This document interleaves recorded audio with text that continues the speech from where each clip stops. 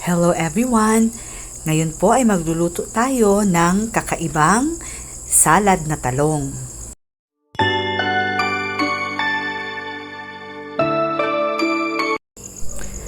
But first, tusukin muna natin ang tinidor ang bawat isa para hindi sumabog mamaya pag sinalang na. At ayan, isinalang na natin sa kala na may uling.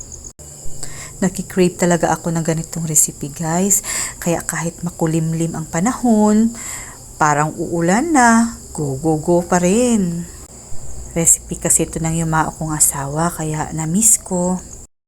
At ayan guys, di na talaga mapigilan ang ulan. Hindi pa ako tapos. Andiyan na ang ulan.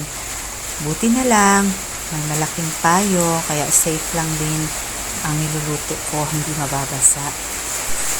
Kanina guys, pagkagaling ko sa palengke, nag-lunch lang ako at hindi na nag-rest, luto na agad kasi mostly dito sa province namin, every hapon talaga umuulan. Pero kahit na ganon, ayan, abutan pa din ako ng ulan. Ganon talaga. Rain or shine, basta may cravings, go!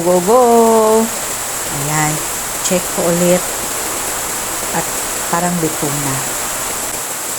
Sa wakas, naluto din guys. Kaya, ayan, balat-balat naman tayo. Check ko rin guys kung may uod ba. Kasi minsan, maganda yung tanong sa labas, pero sa loob para may uod. And lastly, lagyan na natin ang mga spices, kamatis, sibuyas, luya. Yung common na salad na talong guys, ay suka lang nilalagay. Pero tayo, to make a difference, fresh na coconut milk. At saka nilakyan na rin ng pinch of salt.